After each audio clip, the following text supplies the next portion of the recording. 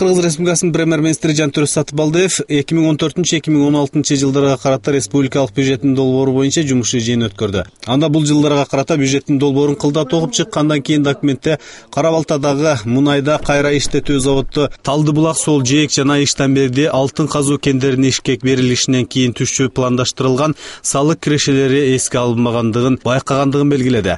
Бул жагдайга байланыштуу Сатыбалдиев Каржы министрлигине экономикалык өнүгүү министрлиги жана Кыргыз Республикасынын өкмөтүнө караштуу мамлекеттик салык кызматы менен биргеликте ишке берүү пландаштырылган ишканалардан түшүүчү бардык салык кирешелерин эсептеп чыгууну тапшырды.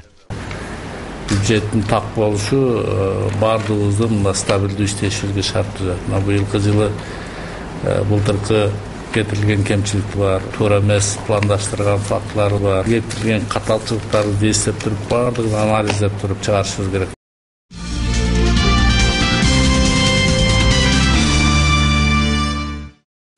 Ош облусунун Араван районунун Тургунов жатак орто мектеби бүгүн 115 жылуу жууркандар менен камсыз болушту. Жардам демилгеси Ош облусунун казыяты алдында уюштурулган аялдар бөлүмүнүн Араван районундагы мүчөлөрү тарабынан көтөрүлгөн.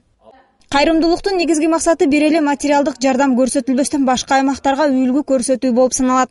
Элге үлгү болуш үчүн дагы, эл дагы ынтылып, биз эмне үчүн өзүбүздүн жашап аткан жерибиздеги муктаждарды өзүбүз эле көтөрүп койбойбуз деп, алар дагы бир үлгү болсун катары эле биз ушуну алып чыгып атабыз да бир элге. Болбосо булар ушул жамаат өздөрү суранган деле келгиле бизди тарткыла, ушундай кылгыла деген жок. Себеби булар өздөрү биз өзүбүз уюштуруп, аларга айтып деп, өздөрү билип кылгандан кийин эле булар бере баштаганда өзүбүз басып келип эле мына ушундай кылып буларды өйдө көтөрөйлүк деп ошол элге башка элдерге дагы жарыя болсун, башка элдерге үлгү болсун деп алып чыгып атабыз. Кайрымдуулук жасоого Ош облусунун казыятынын өкүлдөрү жана райондук жетекчилер катышты. Ош облусунун казыяты бул демилгенин сообу көп экендигин баса белгилейт. Бир эле мисал жетим жесирлерге материалдык жардам эмес, башынан сыласа баланын чачындай сооп жазылат дейт. Пайгамбарыбыз өзүнүн мубарак хадисинде айтат: кайсы бир мусулман киши жетимдин башын бир сылап койгон болсо, ошо жетимдин башында канча чачы болсо, ошодон дагы көп сооп жазылат дейт. Ага бир акчалай же материалдык жардам көрсөтүш эмес, жетим бала ушунчалык өксүйт экен, башын сылаган да киши болбой калат экен. Ошондуктан пайгамбарыбыз жетимдин башын сылап койгон кишиге жетимдин башы дагы чачыдан да көп сооп жазылат деген. Мына бүгүн мектеп жетекчисинин айтымында учурда бул мектепте 224 жарым жетимдер жана абалы оор делген үй бүлөнүн балдары тарбияланат. Буга чейин жатак мектептин жууркандары эскилиги жетип, аларды алмаштырууга каражаттары жетпей келгендигин айтып, кайрымдуулук кылгандарга ыраазычылык билдирип өттү. Окуучулар үчүн кышта пайдаланганга жылуу одеялдарды алып келип берди. 115 одеялды. Ал үчүн биз мына ата-энелердин атынан, окуучулардын атынан, педжаматтын атынан аларга чоң ыраазычылык билдиребиз. Андан сырткары мына бүгүнкү мектепке келген меймандарыбыз мектепте балдарга чоң аябай көп жакшы сөздөрдү айтып кетишти. Дагы буның үчүн буларга биз рахмат айтабыз. Иштерде ийгилик болсун, ден соолук үчүн болсун. Рахмат деп айтабыз. Облустук ден кызматкерлеринин айтымында кайрымдуулук Рамазан айында гана жүргүзүлбөстөн башка күндөрдө дагы адамдын көңүлү зар болгондорго убактысын бөлүп турса, соопчулуктун бир түрү болмокчу. Зинат Турдубекова, Надырбек Боронбаев, Ынтымак.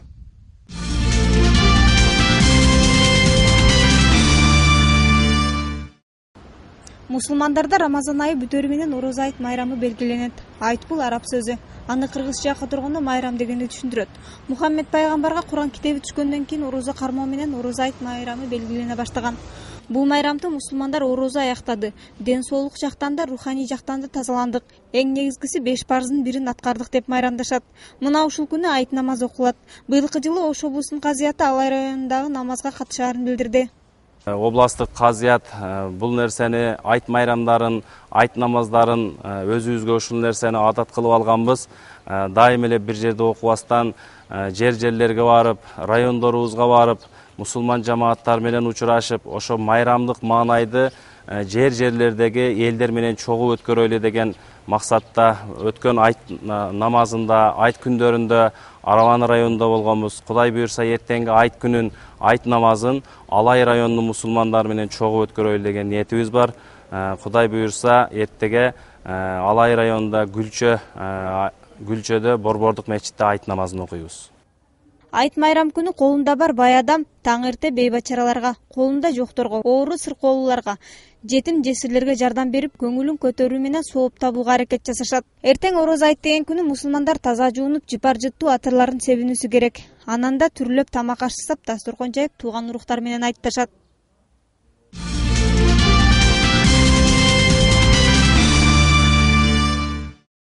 Августтан 12 августка чейин Өзгөчө кырдаалдар министрлигинин билдирүүсү боюнча тоолордо жана тоо этектеринде сел коркунучу күтүлүүдө. Ошол ыкчам маалыматтардын негизинде биздин министрлик тарабынан бүгүнкү күндө республиканын аймагындагы бүт өкмөттүн облустардагы ыйгарым укуктуу өкүлдөрүнө жана транспорт министрлигине, айыл чарба министрлигине, тиешелүү министрликтердин баарына биздин атайын өзүбүздүн ыкчам маалыматтар жөнөтүлгөнбүз. Бул баягы штурмовой маалыматтар берилген. Бул учурда жергиликтүү элдер току жана тоо этегинде жайгашкан жергиликтүү калк азыркы күз айында жыйнап терүү иштерин жүргүзгөндүгүнө байланыштуу ошо сел кесепеттеринен алдын алуу максатында жана материалдык чыгымды адам өлүмүнө коркунуч келтирбөө үчүн тиешелүү иш чараларды жергиликтүү бийликтер менен жүргүзүүсү зарыл. Ошону суранабыз. Жанакы тоолордо жүргөн учурларда баягы селден сактануу эрежелерин жүргүзсө жакшы болмок. Өзгөчө кырдаалдар катталган учурда жарандар тынчсызданбастан коопсуз жайларга сактанып, жаан-чачын токтогончо көчөгө чыкпоого кеңеш берет адистер. Өзгөчө кырдаалдар министрлигинин маалыматы боюнча жыл башынан бери Ош областында 49 сел жана 39 жер көчкүсү катталган. Республика боюнча жалпы келтирилген чыгым 7 ай ичинде 1,517,444 түзгөн. Жабыр тарткандардын саны 173кө жетет.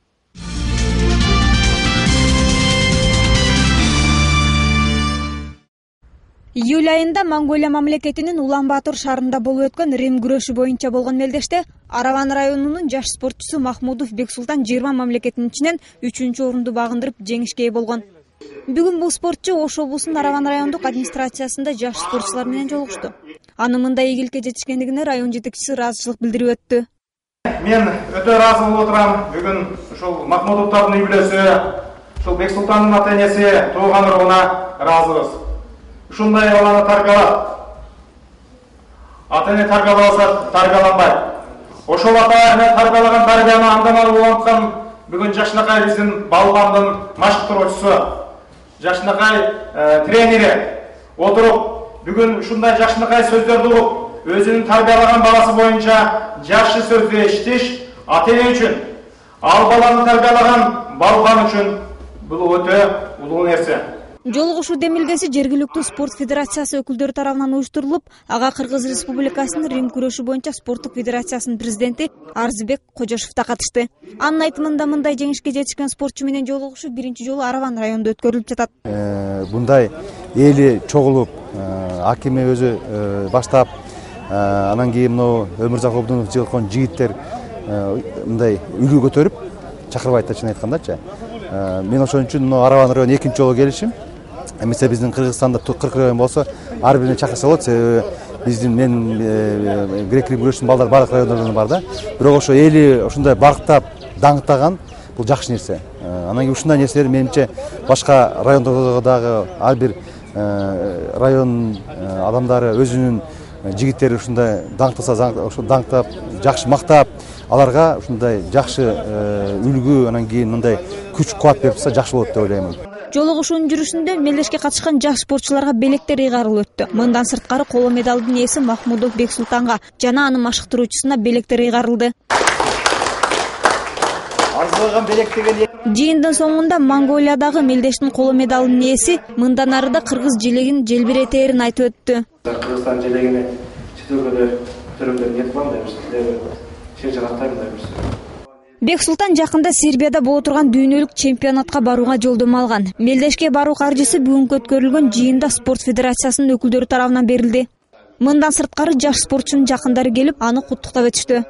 Зыйнат Турдубек, Надырбек Боронбаев, Ынтымак.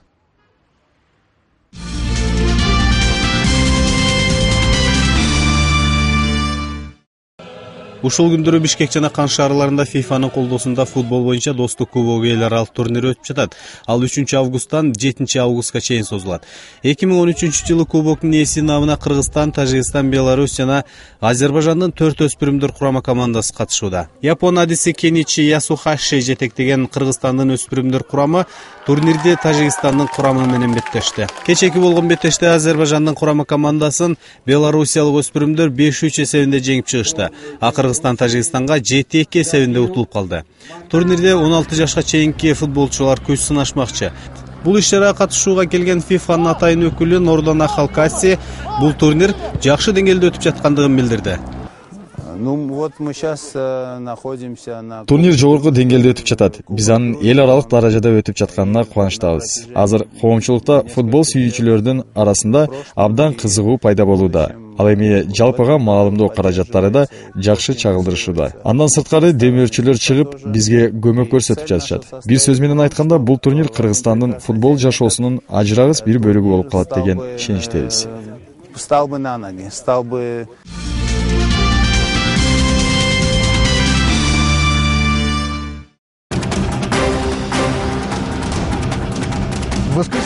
Жекшемби күнү Америка Кошмо Штаттын бир нече посольство жана консульстволору кызматкерлердин коопсуздугуна байланыштуу жабык кылып, Аль-Каида тарабынан терактылардын мүмкүндүгү жөнүндө АКШ саякатчыларга эскерткен. Мамлекеттик департаменттин жума күнү айтканы боюнча, теракт коркунучу көбүнчөсү жакынкы чыгышта жана Түндүк Африкада сакталууда.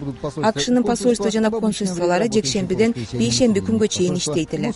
Департаменттин маалыматы боюнча, Аль-Каида жана ага байланыштуу топтор каалаган күнү августтун аягына чейин теракт жасаштары мүмкүн. Могут совершить теракт в любой момент вплоть до конца августа. После того, как Россия предоставила временное убежище Эдвард Сноуденге убактылуу баш калкалоого уруксат бергенден кийин Америка Кошмо Штаты Россиянын бул кадамына наразы экендигин билдиришти. Сноудендин иши боюнча бир катар россиялык укук коргоочулар оюн айтышкан. Көпчүлүгү бул кадамды туура деп эсептешет, бирок укук коргоо кыймылынын ардагери Людмила Алексееванын айтымында Сноуден адамдардын эркиндигин сыйлабаган өлкөдө калды. Техастагы Ворфорд шаарындагы зоопаркта Белл аттуу пилдин ботосу бассейнди иштетүүнү үйрөнүп жатат. Белл 7-июлда туулган. 4 жылдык тарыхы бар бул зоопаркта индиялык пилдин ботосу экинчи жолу туулуп жатат. Белл туулганда 150 килограмм болгон. Күнүнө ал 1 килограмм салмак кошууда. Раша аттуу анын апасы дайым жанында.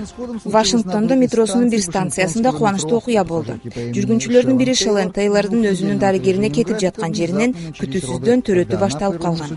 Шеленга жардамга башка жүргүнчүлөр менен метронун кызматкерлери жардамга келишкен. Алардын арасында медициналык даярдыгы барлар да бар болуп чыкты. Аягында Шелен аман эсен уултуруп, атын Анет Мейсон деп койду.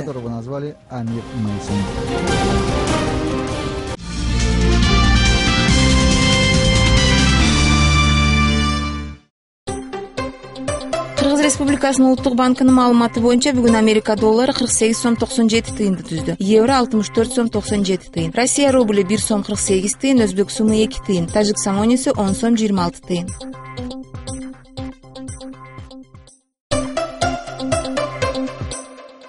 Кыргыз гидрометтин билдирүүсү боюнча Кыргызстандын аймагында 8 августта түнкүсүн көпчүлүк аймактарда жаан жаайт. Абанын температурасы Баткен областында түнкүсүн 17-22, күндүз 27-32 градус. Ош областында түнкүсүн 17-22, күндүз 28-33. Жалал Абад областында дагы түнкүсүн 17-22, күндүз 28-33 градус болот. Нарын областында түнкүсүн 11-16, күндүз 21-26 градус. Талас областында түнкүсүн 11-16, күндүз 24-29.